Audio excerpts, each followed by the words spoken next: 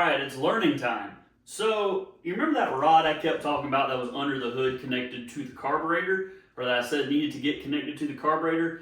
Come to find out, like I thought, that was not actually a kickdown rod.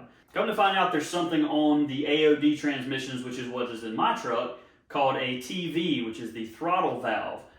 And that rod is actually the throttle valve rod. Now the C4 and C6 transmissions, they came with a very, very similar rod, but is actually the kickdown rod. See, the C4 and C6 transmissions, they are actually controlled by the vacuum of the engine and a modulator. Not real sure what that is, but it's a thing. So for the AOD like I have, that rod under the hood is actually for the throttle valve. Basically, its function is to tell the transmission what to do based off of the throttle input, because this truck is from 1984. They hadn't really developed computers at that point. For the 1985 and 1986 trucks with fuel injection, they actually had a throttle valve cable that was a little bit more better. The one I have is not like that. Basically, what that thing does is it tells the transmission what the engine's doing, when to shift, because none of this is computer control at this point. Like, they're not as fancy as the newer vehicles. One big problem with this TV rod is that it is not compatible with aftermarket carburetors. The previous owner, which is my buddy's dad, he somehow got it to work with a Carter AFB 850. I don't know how he did, but it worked for many, many years like that. From what I've read on the forums, you can burn your transmission up real quick if you don't have the thing set right. It's supposed to be a 1-to-1 ratio. The throttle moves and the TV valve should move in exactly the same manner, 1-to-1. Now the fix for this is to get a TV Corrector Bracket. It's the little bracket that goes on your carburetor on the throttle, and it basically makes it 1-to-1. And the other part of the fix is we're going to delete the TV rod and go to the cable style. Lokar Performance makes a cable, a little expensive, but it's really nice, stainless braided, and it should work fantastic, which is what I have here in this lovely Summit box. Now before y'all go and thinking that I'm actually like smart and I'm not just some dumb redneck in my garage, I'm still a dumb redneck in my garage. Larry85 on the Ford Trucks forums actually has an incredible write-up on this where he goes through and explains everything. People ask some questions. He's got some pictures of the stuff installed and how it works. Really great information. That's what got me to this point. So I'll have that link down below so that y'all can go check that out as well. Alright, so here we have the Lokar, it's called a kickdown trans cable, but it's for the throttle valve. Got a bunch of nice hardware there. They have another version of this as well. So in one of the write-ups, Larry at 85 claims that they made some modification to the cable to where you didn't have to have the adapter on the carburetor. And the part number he linked, that's literally just a black vinyl outside. So I'm not sure if they fixed it on the piece or I don't know what's going on with that. So we got to figure out how all of this mounts in here. I got a couple pictures I'm going to look at. Lokar. Known about them for a while, never actually ordered anything from them. The second part, this is a TCI Automotive TV cable corrector for an EDELBROCK. There is two different styles. Keep in mind, there's two different styles. There's one for an EDELBROCK and there's one for a HOLLEY carburetor. There are two different ones. Larry at 85 goes over it very well in his write-up, and he's got links and part numbers to both. I will also put a link down in the description to both of these part numbers that I'm using. I hope there's instructions, because I don't know how this works. All in all, this whole kit cost me about $185, which is pretty pricey. That's the exact same cost as the carpet for the truck, which I actually wanted to order.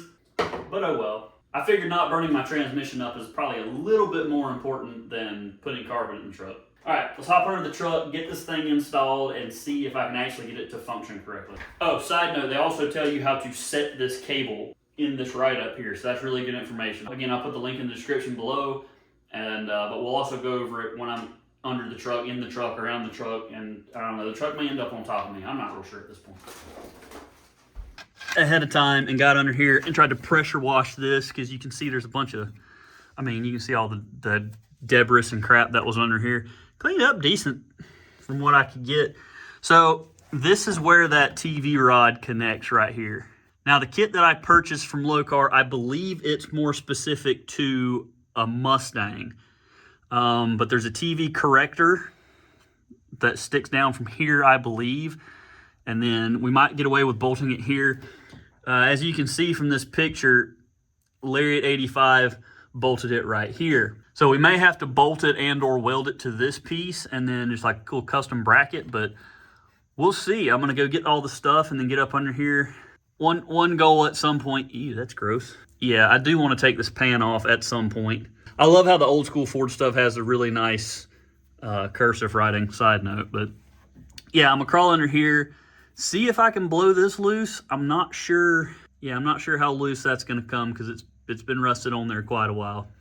So I think these kits are designed for this guy here. Okay, I think these are designed for a Mustang. The shifter, this guy here, the shifter linkage, slightly bit different. So we're gonna go there and then here is what we're looking like here is, I think. That's gonna be our, man, it still seems long. This apparently is a bracket that has no bolt. It's just a stud. So we may have to modify that to be a bigger bolt, but it's saying to go here. But that's still gonna be very close. I think I could go either way. Let's chop this thing up and put it in gear and see what it looks like.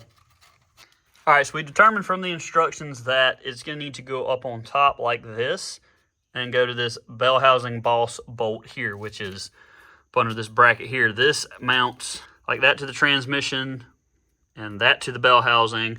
This here is what part of the shifter linkage it goes to. It's just a rod that goes all the way through. I'll show you that here in a second. But basically, we want kind of sort of this setup here.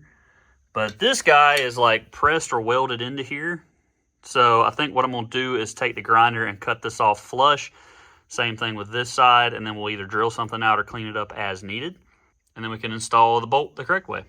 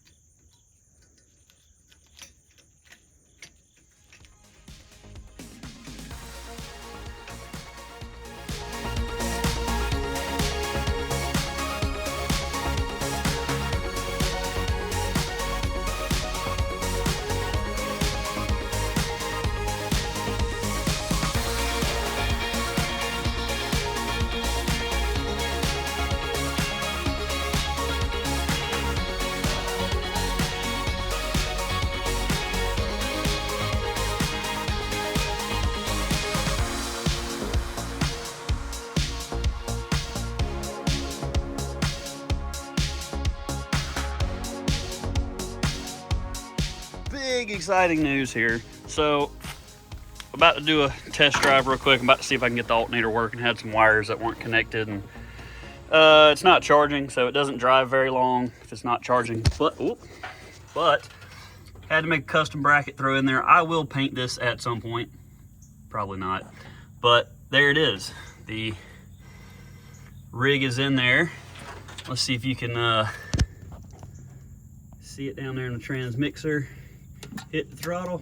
Ooh, we got action there, boys. Tried to go on a test drive. The little bit of fuel I had in it was no longer, so here we are. Still don't have a fill hose yet. Working on that. They're all filled up here. All right, big sad time. Got all of this installed, but I don't think that's staying pulled back like it should be. So I think I'm gonna try to put a spring on it down there. But the bigger problem, I set the pressures per the manual. I did it to 40 instead of 35 just to keep it. It's got a shift kit in it, so it needs a little extra, I think. So I gave it just a touch more. It says to give it some more if need be. But what it's supposed to do is when you take the little tool out, little spacer tool out, which you can see there's a gap where it's supposed to be right now. Like, it's not returning back where it needs to be. So the pressure in neutral, when you pull the tool out, when you put the tool in, it's supposed to be 35 to 40-ish. When you take the tool out, it's supposed to drop to 0. It doesn't drop to 0. And it will not shift out of first gear. If you pull it all the way down into first, it stays there nicely, but if you go to drive or overdrive, it just revs out. Like you can rev it up and you can get going faster than you can in first, but when it's time to shift, it just goes into neutral and doesn't do anything. People in the forums have said stuck governor, so next thing is to get some seafoam and dump in the transmission and see if that's, ride that for a little bit and see if that works. And then I think I might put that spring on the back of the throttle valve just to keep it like closed whenever it's not being pulled forward. But I don't know. It runs fantastic. It just won't shift. So update here. We're going after the governor, which is in here. So we had to blow the tail shaft off. Sorry I didn't film this. I'm just getting after it. But blew the tail shaft off. Now we got to get up in here, rotate this around, pull the governor off, take everything out of the inside, clean it up, put it all back together, put it back in. The tail shaft seal, I got to get a new one of those. Hopefully I can find one. If not, I'm going to have to try to make one because I don't want to have to wait to order one.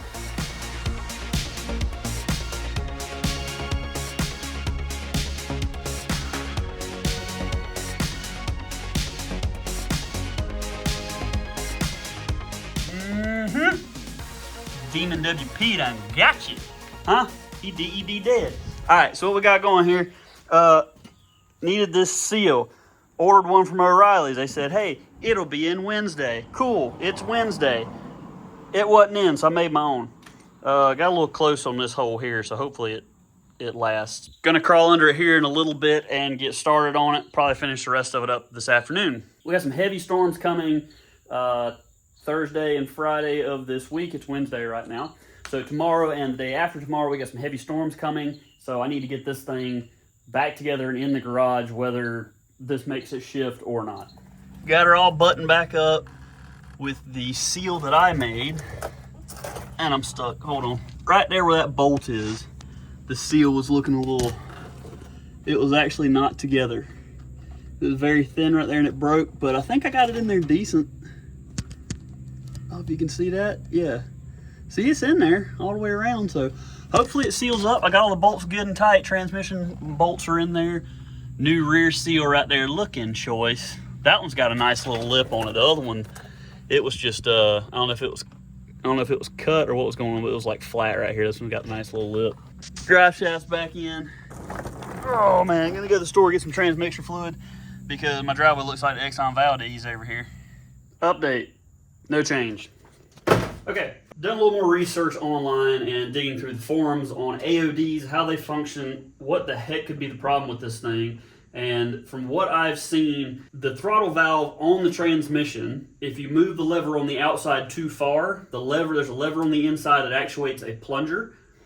It can actually slip off of the plunger and go behind it and get wedged in there. Now, from the pressures on our gauge, it seems like that is what's happening here. So, got a transmission filter kit, big fat drain pan, more fluid, plenty of brake clean. Let's drop the pan, see what we can do.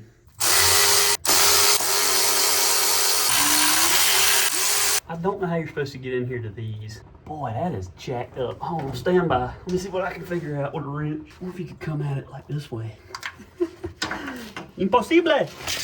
Oh, that's gonna be a bugger to get back in later. Which is good, but this one's still being a pain. I don't know why. Oh gosh. Huh.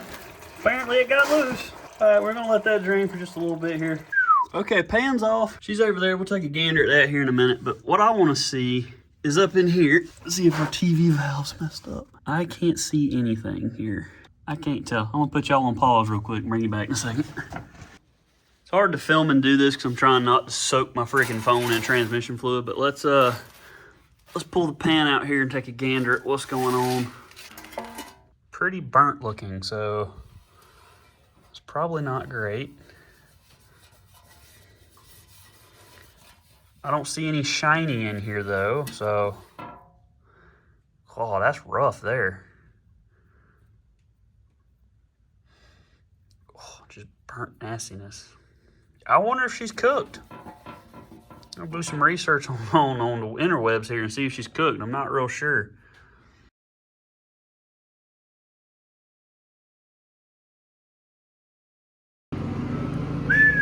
Got the pan all cleaned up inside. Here with a fresh coat of paint on the outside. Got all the hardware cleaned up down here. We got the fresh filter installed right there. Fill her back up and see what happens. Also, the throttle valve on the transmission is actually not broken or slipped off like I thought it possibly could be.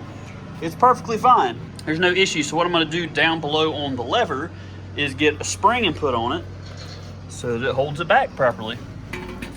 And I don't know if I mentioned it before, but the black nasty in the bottom of the pan, according to the forums, that's clutch material. So I could have a bunch of neutrals once I put fresh fluid in it and flush everything out and wash it real good. So I don't know. It may work or it may not. We're about to find out. My camera's dirty, but I don't even care. I got it to shift. It didn't at first. It was still acting like it was going into neutral, like hanging on the first, and you and let off, and it would just rev. Then after a couple seconds of revving it a couple times, it caught second. I was like, oh shoot, here we go. I think it was a combination of a couple of things, changing the fluid and the filter, because that fluid was pretty nasty. I mean, everything inside the transmission, like take a gander at this. That's supposed to be silver. So it was just a ton of clutch material. People in the forums were saying, you know, when you change, it may shift harder. And I'm like, well, good, because it's not shifting right now. And the throttle valve definitely was not adjusted right. It was close, but the problem was that it wasn't going back all the way. So at idle, it was stuck open. That was just the return spring on the Lokar cable. I'll put up a little screenshot of that thing. I put a zip tie on it to basically push the spring up higher to make it go back. And then set the pressure, I think, to 40 PSI. They recommend 30, 35, or slightly higher if your transmission is built. And this one apparently has a shift kit in it. But it freaking works! And I'm super excited about that. So now I can continue with working on this thing and not feel bad like I'm wasting time. I don't know what to do next. I'm gonna go watch some Georgia football and hope the Dogs win tonight, because that would just be the cherry on top, because this is a pretty freaking great day so far.